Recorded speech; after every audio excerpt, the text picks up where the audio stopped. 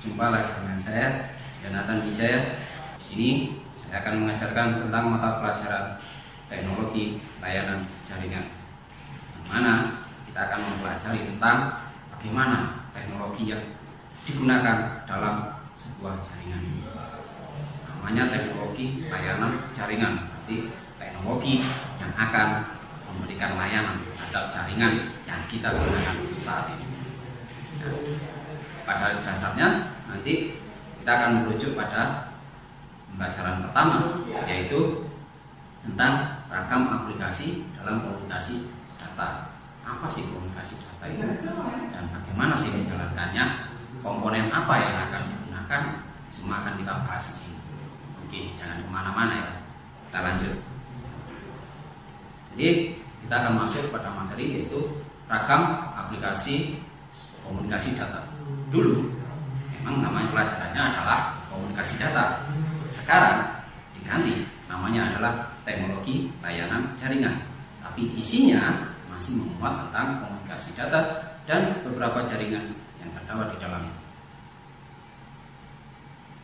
Pada saat ini komunikasi data sangat diperlukan. Karena apa? Data sendiri sangat dibutuhkan, apalagi dalam era yang serba digital. Seperti yang kalian ketahui bahwa komunikasi sangat diperlukan sekali, apalagi data-data yang penting, data-data yang dianggap sangat riskan, sangat penting, mempengaruhi. Siapapun, pernah pepatah mengatakan, siapapun yang menguasai informasi termasuk data, maka dia adalah pemenang dalam sebuah peperangan, karena informasi dan data tersebut sudah didapat duluan daripada lawan. Jadi di sini pengertiannya pertama bahwa teknologi layanan komunikasi data tersebut memiliki beberapa pengertian, diantaranya yaitu bentuk komunikasi yang berkaitan dengan transmisi, pemindahan data antara sesama perangkat komputer atau perangkat komputer dengan piranti lainnya pendukung seperti telepon, USB, ya, handphone, kamera, dan sebagainya. Itu. Yang kedua, kalau saya baca di sumbernya di Wikipedia, itu menyebutkan bahwa komunikasi data adalah proses pengiriman dan penerimaan data informasi dari dua atau lebih perangkat komputer dari dua atau lebih, jadi minimal dua ya, atau lebih, bisa lebih, itu ya, yang terhubung dalam sebuah jaringan. Kalau jaringan berarti ada hubungan antara perangkat komputer lebih dari dua. Kalau satu namanya standalone. Oke, kalian lebih paham dari itu. Kemudian di dalam komunikasi data itu sebenarnya sebuah informasi dijadikan sebuah data dikomunikasikan. Nah, itu. Atau terbalik ya, data dikomunikasikan menjadi sebuah informasi. Itu yang benar. Oke. Komunikasi data sendiri ada beberapa jenisnya. Ya, ada dua jenis komunikasi data yang paling umum. Yang pertama, komunikasi data melalui infrastruktur terestrial. Infrastruktur terestrial itu adalah infrastruktur yang sudah kalian ketahui selama ini. Contohnya penggunaan kalian menggunakan gadget GSM, ada BTS-nya, ya, semua terhubung. Nanti ada BTS, ada handphone, ada laptop, ada internet dan sebagainya. Semua yang terhubung di situ itu akan disebut sebagai media yang infrastruktur terestrial. Infrastruktur itu berarti susunan dari sebuah perangkat komputer, perangkat pendukung lainnya, itu disebut dengan infrastruktur. Itu.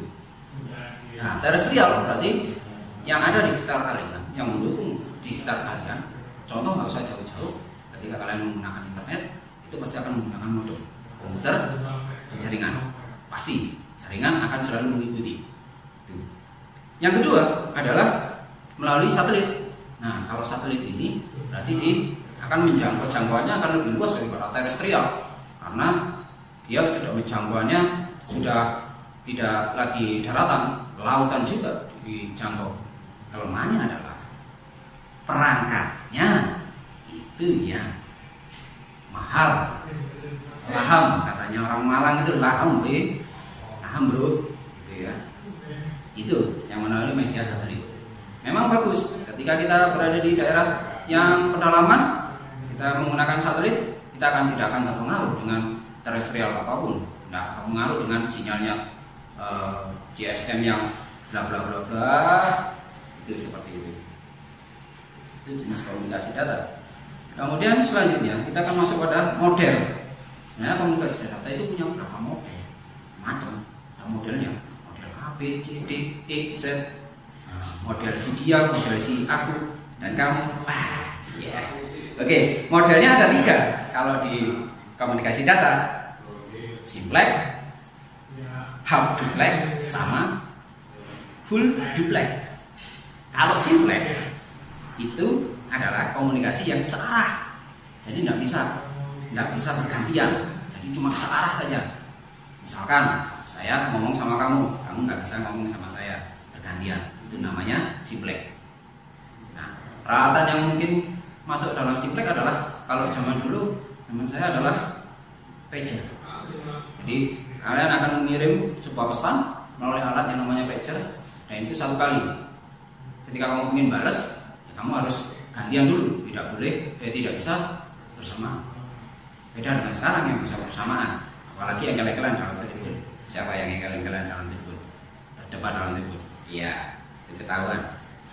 Yang kedua adalah half duplex. Half duplex ini bisa bergantian. Jadi si pengirim jenis komunikasi yang bisa 2 arah tapi bergantian. 2 arah tapi bergantian. Contohnya apa? HT, handy talkie. Nah, kamu nggak bisa berbicara bersamaan di dalam handy talkie atau bertengkar dalam handy talkie, nggak bisa. Nah, itu namanya half duplex, setengah duplex, itu ya. Yang terakhir, yang ketiga adalah full duplex. Full duplex ini full, ya. Jadi full duplex ini full. Fullnya di mana? Kamu bisa 2 arah sekaligus dan 2 arah pula kamu bisa langsung bertengkar. Salah, bukan. Jadi komunikasinya 2 arah. Si penerima sama pengirim bisa ngomong bersamaan. Contohnya apa? Ketika kamu telepon pacarmu lewat WhatsApp atau kamu video call si dia, kamu bisa ngomong bersamaan. Bahkan kamu bisa langsung membantah omongannya. Nah, itu yang disebut dengan full duplex. Ya, itu namanya full duplex. Jadi ada 3 metode komunikasi data. Yang pertama adalah simplex, yang searah. Yang kedua adalah full half duplex, 2 arah tapi harus bergantian. Yang ketiga adalah full duplex. Nah, ini bisa 2 arah bersamaan, itu namanya full duplex. Oke, kita lanjut yang selanjutnya. Di dalam komunikasi data selain model itu punya ragam. Ragam itu berarti macamnya. Ya, ada 4. Ada komunikasi suara. Komunikasi suara berarti suara, intonasi, telepon. Nah, itu namanya komunikasi suara. Ya, yang berkaitan dengan suara, audio, itu berarti komunikasi suara, audio ya. Atau disebut dengan komunikasi audio. Kemudian ada yang kedua adalah komunikasi video. Video berarti ada gerak, ada pergerakan, ada moving, ya, ada perpindahan. Itu berarti video yang direkam atau secara live, tapi ada pergerakan, itu namanya komunikasi video. Kemudian yang selanjutnya adalah komunikasi audio video, berarti digabungkan komunikasi suara sama komunikasi pergerakan, itu digabungkan. Nah, itu namanya audio video. Contohnya apa?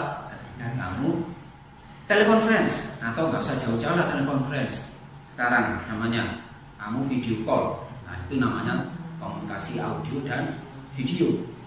Bisa kamu rekam, bisa kamu screenshot, bisa kamu matikan. Kalau si dia jangan matikan ya, nanti marah-marah. Komunikasi data ketika kamu mengirimkan sebuah file, kamu mengirimkan sebuah foto, kamu mengirimkan sebuah audio kepada temanmu atau pacarmu dalam bentuk WhatsApp atau Telegram atau Instagram, ya, atau Facebook, Twitter, Line, WeChat, semuanya. Nah, itu namanya ketika kamu sedang melakukan sebuah komunikasi dalam bentuk data. Datanya apa? Ya, yang disebut data itu apa? Apakah harus foto, harus suara dan sebagainya? Data itu berarti sesuatu yang kamu berikan berdasarkan fakta yang didapat, bisa dalam bentuk tulisan, bisa dalam bentuk video, bisa dalam bentuk suara, ya, seperti itu, atau foto. Itu bisa berupa data. Atau orang paling sering menyebut data itu adalah sebuah tulisan, profil lengkap, kemudian pernyataan dalam sebuah kertas atau sebuah file Word, PDF, ya, itu biasanya disebut dengan data. Tapi yang saya maksud di sini adalah data semuanya, bisa gambar, bisa video, bisa sebuah data yang ditulis dalam kertas atau diketik, itu juga data. Selanjutnya dalam komunikasi data nanti kalian akan pelajari tentang beberapa komponen. Ada komponen yang mendukung di situ, ada komponen yang memberikan arahan di situ, komponen yang menunjang dalam komunikasi data. Yang pertama ada pesan data. Bahwa pesan data itu bisa disampaikan. Bayangkan jika kalian mengirim sebuah pesan kemudian kosong, nggak ada apa-apanya, this message is deleted by pengirim, gitu. Sakit hati kan? Nah, makanya pesan atau data itu harus valid, ya, harus benar, biar tidak terjadi tarik kembali dari sebuah data atau tarik kembali sebuah SMS. Karena apa? Karena kamu keliru untuk memberikan sebuah data, sehingga informasinya akan keliru juga. Data yang keliru, informasinya juga akan keliru. Yang kedua, ada media pengiriman. Dari komponen komunikasi data itu juga pengaruh ada media pengiriman. Kamu mengirimnya menggunakan apa? Gitu ya, kurir istilahnya. Kalau zaman sekarang kamu beli online, ada kurirnya, bisa pakai JNT, Ninja, apa lagi? Banyak ya. Atau Zona Express. Wih, itu kan saya ya. Enggak, promosi. Jadi media pengiriman. Terus medianya, ada tempatnya, ada wadahnya buat ngirim, buat memberitahu ke orang lain, buat membagikan sebuah data untuk bisa dikomunikasikan, diberitahukan kepada orang lain, sehingga orang lain mendapatkan sebuah informasi dari komunikasi data tersebut. Gitu. Yang ketiga yang kamu harus perhatikan pada komponen komunikasi data adalah protokol. Protokol itu apa? Protokol adalah aturan baku yang harus kamu lakukan, aturan baku yang harus kamu patuhi dalam menjalankan sebuah komunikasi. Itu namanya protokol. Aturan, stepnya. Semua itu hidup ada aturannya. Kamu masuk rumah orang tanpa ngetuk pintu, kamu akan dibilang maling. Karena kamu tidak mematuhi aturannya. Harusnya kamu mengetuk pintu dulu, berikan salam, maka kamu akan mengikuti aturan yang terjadi pada setiap ketika kamu ingin masuk rumah orang lain. Itu adalah protokol. Protokolnya COVID-19, kamu harus jaga jarak, pakai masker, sering cuci tangan, gitu ya. Dan seperti itu. Itu adalah sebuah protokol, aturan yang harus dilakukan. Nah, dalam komunikasi data juga ada protokolnya, ada aturannya supaya tidak ngawur, ya, supaya data itu valid dan sebagainya. Itu kegunaannya sebuah protokol. Ini saya jelaskan bahwa pengirim adalah piranti yang mengirimkan sebuah data. Kalau penerima berarti piranti atau orang yang menerima data. Jadi ada dua entitas ya. Di situ ada pengirim, ada penerima. Oke, selanjutnya. Dalam komunikasi data itu juga memiliki karakter. Jadi punya gaya, ada karakternya. Karakter buah kamu sama karakter dia, karakter saya akan berbeda. Karakter saya seperti ini. Keren. Sebagainya. Karakter saya, beberapa model saya, banyak yang bilang seperti itu. Misalnya contohnya ya, tapi tidak sepenuhnya seperti itu. Jangan percaya, lihat aja aslinya, ya.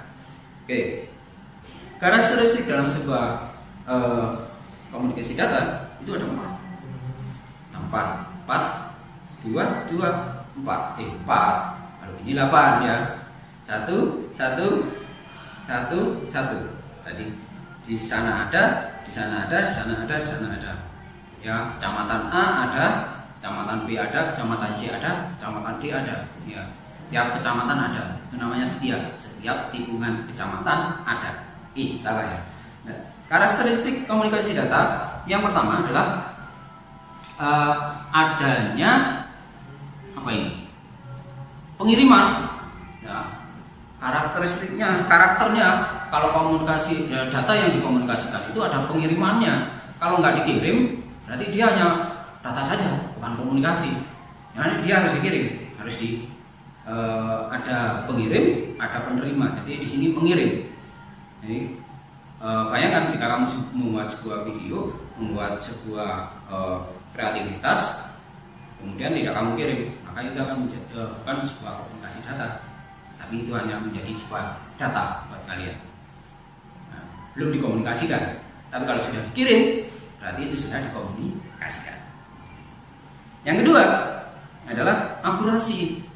Dalam mengkomunikasikan data itu harus ada akurasinya, harus tepat. Nggak boleh, misalkan saya punya data jumlah penduduk di Indonesia yang terserang COVID-19, pasti, guys, kalau saya jauh-jauh lah. Saya punya data di kampung saya, di RT yang terkena COVID-19, misalkan 10 orang. Kemudian kamu sebarkan kepada semua orang bahwa seluruh kampung saya terkena COVID-19. Datanya akan jadi keliru. Nah, itu namanya nggak akurat. Nah, akurasinya nggak ada. Akurasi datanya, kebenaran datanya itu nggak ada. Wong cuma 10 kok dibilang semuanya, padahal satu kampung isinya 50 misalkan. Nah, itu nggak tepat ya. Atau begini, kamu membuat sebuah karya, misalkan merakit sebuah laptop, tapi di dalamnya mesinnya tidak ada. Apakah bisa dinyalakan? Jika nggak bisa, artinya tidak tepat pada sasarannya, tidak akurat, gitu ya. Kemudian yang ketiga, gitu ya. Jadi itu adalah ketepatan waktu. Waktunya harus tepat. Misalkan kamu disuruh ngirim mengkomunikasikan sebuah data, ada harus bikin proposal atau laporan dari sebuah proyek, kemudian kamu disuruh ngirim jam 9 malam, kamu kirim jam 12 malam, itu kan nggak tepat. Nah, sehingga membuat sebuah opini nanti yang memberikan bahwa opini yang jelas opini buruk ya, nggak ada opini yang baik kalau seperti itu. Coba kalau pengirimannya tepat waktu, pas gitu ya, misalkan bilang jam 9 malam, ya jam 9 malam, kalau perlu sebelum jam 9 malam kamu udah kirim. Nah, itu namanya lebih akurat, lebih tepat waktu, sehingga lebih terpercaya. Orang tidak akan memberikan opsi-opsi negatif terhadap kamu, pandangannya akan selalu positif. Dalam berhubungan tidak boleh positif, harus ada negatifnya ya. Kalau positif terus nanti berbeda dua. Iya. Oke. Yang keempat ada cheater. Nah, apa itu? Apa itu cheater? Apa ya? Nah, sebenarnya berhubungan dengan yang ketiga yang tadi, yang memberikan gitu ya. Berikan apa? Sehingga dari ketiga tadi dilengkapi sama itu. Nah, memang benar-benar tidak bisa istilahnya ditolak, tidak bisa dipungkiri. Nah, bahasa Jawanya dipungkiri, bukan ya, diingkari. Apa? Ya, itulah. Jadi karakteristik sebuah komunikasi sebuah data yang dikomunikasikan itu seperti itu. Harus memenuhi 4 kriteria tersebut. Kalau tidak memenuhi kurang dari salah satunya, ini bisa menyebabkan sebuah kebohongan data atau tidak dipercayanya sebuah data tersebut ketika dikomunikasikan. Paham ya? Kalian para milenial sejati harusnya lebih paham, lebih cepat mengerti, karena kita eranya digital, eranya lebih maju daripada zaman dahulu. Jelas, kalau zaman sekarang nggak lebih maju dari zaman dulu, namanya sekarang zaman kalau bendu. Katanya orang Jerman itu ya kalau bendu kan, itu katanya orang Jawa kuno. Oke, sampai di sini ini adalah merupakan beberapa intro mengenai ragam aplikasi komunikasi data. Jadi tadi ada karakternya, ada komponennya yang terkait di situ, ada fungsinya komunikasi data seperti apa, ada jenis-jenis komunikasi data tadi. Ya, jenis komunikasi data tadi ada 3, yaitu ada simplex, half duplex, yang 2 arah tapi bergantian, full duplex, 2 arah bersamaan. Gitu ya. Contohnya telepon, kalau half duplex contohnya HT, ini talkie, kontak-kontak, halo, elang masuk Raja Wali keluar, nah, elang masuk Raja Wali keluar, macan diam, nah seperti itu. Nah, kemudian dalam komunikasi data itu ada beberapa hal yang harus kita perhatikan ya. Jadi selain komponen tadi, karakternya, komponennya, ya setelah tahu itu semua, sehingga ketika kita mau mengkomunikasikan sebuah data itu harus memenuhi tadi yang namanya protokol. Ya, protokol adalah sebuah aturan yang harus dipahami, harus diikuti, harus sifatnya supaya apa? Semuanya berjalan dengan baik, tidak ada kesalahan. Oke. Dengan komunikasi data nanti akan semuanya akan menjadi sebuah efisien, gitu ya. Semuanya akan terasa efisien di situ. Karena kita tidak perlu lagi kayak dulu kalau mau mengirim data menggunakan merpati. Oh, sana ya kalau merpatinya nggak ditembak orang tengah jalan, nah itu menambah waktu lagi. Ya kalau kurirnya yang dari misalnya dari Malang ke Jakarta, nggak nanti di tengah jalan ketemu cewek cantik kemudian nikah di sana, jadi nggak tahu, nggak memberikan informasi ke Jakarta. Nah, kita juga nggak tahu. Atau ketika naik keretanya anjlok kena di porong, nah itu juga menjadi masalah. Kita akan memberikan efek. Banyak orang akan menggunakan sebuah komputer, akan menggunakan sebuah perangkat laptop, komputer, handphone, tab dan sebagainya, internet bahkan menjadi alat utama yang kita gunakan untuk mengirim sebuah komunikasi data. Itu sangat diperlukan sekali. Beberapa berarti pendukungnya juga sangat diperlukan daripada berarti yang utama, bahwa dengan komunikasi data kita akan kita harus menjaga datanya. Jadi kalau kamu ingin ngirim data, sebaiknya dikasih sandi, kode. Kalau bahasa orang pemrograman itu dienkripsi. Jadi dienkripsi diubah dalam bentuk yang lain. Ketika kamu menerima, maka akan dideskripsi, didekrip. Jadi dikembalikan lagi ke data yang awal. Kita akan menghemat waktu. Menghemat waktu, mengurangi. Yang harusnya kita naik pesawat ke Surabaya atau ke Jakarta, dengan adanya komunikasi data lewat WhatsApp atau lewat telepon atau video call dan sebagainya, itu akan mempersingkat waktu. Ketika ada COVID-19 seperti ini juga akan mempersingkat waktu. Persingkat waktu gimana? Kita nggak perlu datang langsung face to face. Nah, tinggal buka Zoom, buka Google Meet, buka WhatsApp WhatsApp group itu. Nah, itu video call bersamaan, ngomong bersamaan, bisa bergantian secara full duplex. Satu kekurangannya adalah kalian nggak bisa berjabat tangan atau gigi. Yang selanjutnya, dengan adanya komunikasi data, ini data ketika disandikan akan menjadi sebuah rahasia.